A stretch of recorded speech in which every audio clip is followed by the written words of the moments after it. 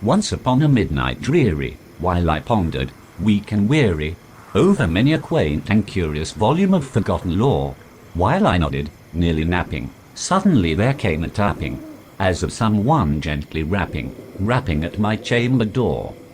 "'Tis some visitor," I muttered, tapping at my chamber door. Only this, and nothing more. Ah, distinctly I remember it was in the bleak December, and each separate dying ember wrought its ghost upon the floor. Eagerly I wished the morrow, vainly I had sought to borrow from my books surcease of sorrow, sorrow for the lost Lenore, for the rare and radiant maiden whom the angels name Lenore, nameless here forevermore. And the silken, sad, uncertain rustling of each purple curtain thrilled me, filled me with fantastic terrors never felt before, so that now, to still the beating of my heart, I stood repeating, "'Tis some visitor entreating entrance at my chamber door. Some late visitor entreating entrance at my chamber door. This it is, and nothing more." Presently my soul grew stronger, hesitating then no longer. "Sir," said I, "or madam, truly your forgiveness I implore. But the fact is I was napping, and so gently you came rapping, and so faintly you came tapping at my chamber door, that I scarce was sure I heard you. Here I opened wide the door, darkness there, and nothing more.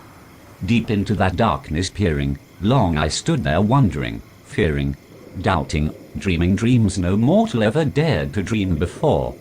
But the silence was unbroken, and the stillness gave no token, and the only word there spoken was the whispered word, Lenore. This I whispered, and an echo murmured back the word, Lenore, merely this, and nothing more. Back into the chamber turning, all my soul within me burning, soon again I heard a tapping somewhat louder than before.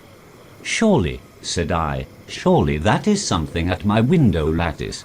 Let me see, then, what thereat is, and this mystery explore. Let my heart be still a moment and this mystery explore. 'Tis the wind and nothing more." Open here I flung the shutter, when, with many a flirt and flutter, in there stepped a stately raven of the saintly days of yore. Not the least obeisance made he, not a minute stopped or stayed he, but, with mien of lord or lady, perched above my chamber door. Perched upon a bust of Pallas just above my chamber door, perched, and sat, and nothing more.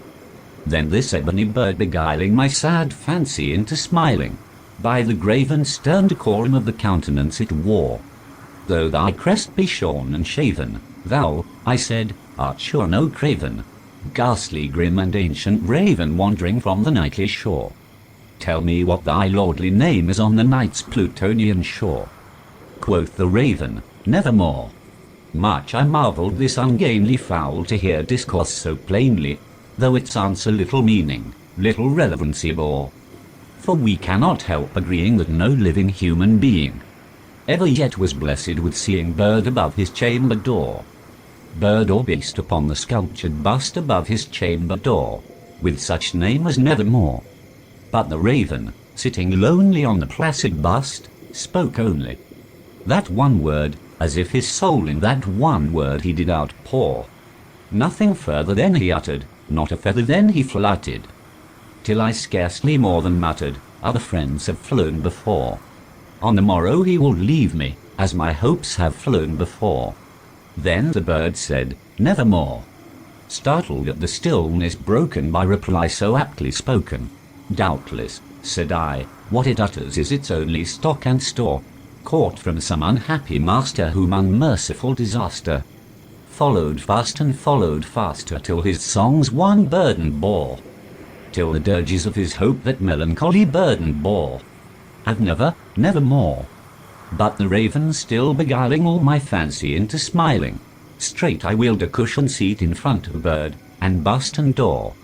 Then upon the velvet sinking, I betook myself to linking fancy unto fancy, thinking what this ominous bird of yore, what this grim, ungainly, ghastly, gaunt and ominous bird of yore meant in croaking nevermore. This I sat engaged in guessing, but no syllable expressing. to the fowl whose fiery eyes now burned into my bosom's core. This and more I sat divining, with my head at ease reclining, on the cushion's velvet lining that the lamplight gloated o'er, but whose velvet violet lining with the lamplight gloating o'er, she shall press, ah, nevermore. Then methought the air grew denser, perfumed from an unseen censer, swung by seraphim whose footfalls tinkled on the tufted floor. Wretch, I cried, thy God hath lent thee, by these angels he hath sent thee respite, respite and pinth, from thy memories of Lenore.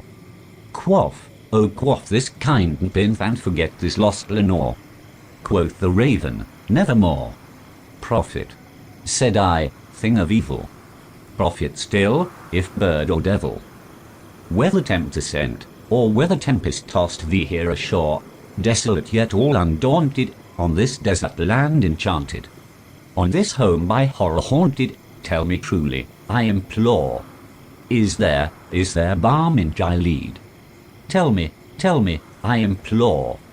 Quoth the raven, nevermore. Prophet, said I, thing of evil. Prophet still, if bird or devil. By that heaven that bends above us, by that God we both adore, tell this soul with sorrow laden if, within the distant Aidenn, it shall clasp a sainted maiden whom the angels name Lenore. Clasp a rare and radiant maiden whom the angels name Lenore. Quoth the raven, nevermore. Be that word our sign in parting, bird or fiend, I shrieked, upstarting. Get thee back into the tempest and the night's Plutonian shore. Leave no black plume as a token of that lie thy soul hath spoken. Leave my loneliness unbroken. Quit bust above my door. Take thy beak from out my heart, and take thy form from off my door. Quoth the raven, nevermore. And the raven, never flitting, still is sitting, on the pallid bust of Pallas just above my chamber door. And his eyes have all the seeming of a demon's that is dreaming, and the lamplight o'er him streaming throws his shadow on the floor. And my soul from out that shadow that lies floating on the floor shall be lifted nevermore.